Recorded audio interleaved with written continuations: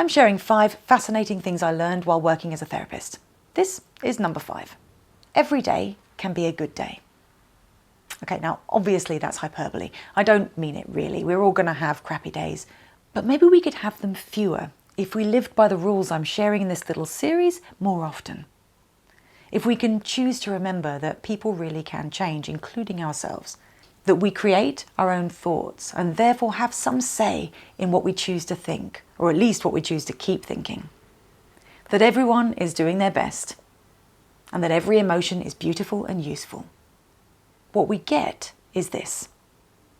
At any moment, on any day, we always have a choice in how we perceive our current situation and how we react to it.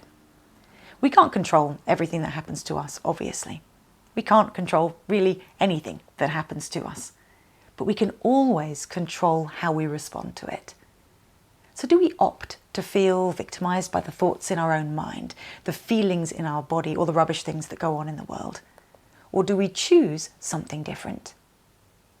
A client of mine returned from a yoga retreat once, beaming because of something a Buddhist monk had told her. He had simply said, happiness is a practice. And while I wouldn't agree that happiness is necessarily the right word, I do believe that we can create a feeling of general contentment and okayness, as well as more ease and connection, by waking up in the morning each day and deciding to face, accept and work with whatever that day brings. So, bearing in mind that I'm not expecting you to do all or even any of these things, they're just idea starters, try these questions on for size and see what comes up. If you could choose your perspective on life or on other people, what kind of perspective would you pick for today?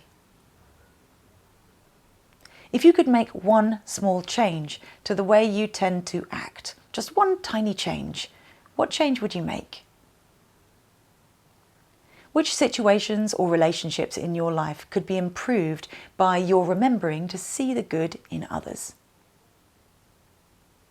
And if you've been experiencing some challenging emotions of late, what can you learn from them that will make your future better? We have so much more control over our experience than we tend to believe. I say, let's start using it. As always, I really hope this helps. And finally, if you'd like to take an epic journey through a magical world in the name of personal growth, then you can download Betwixt, the mental health game, which is available on the iOS App Store and Google Play.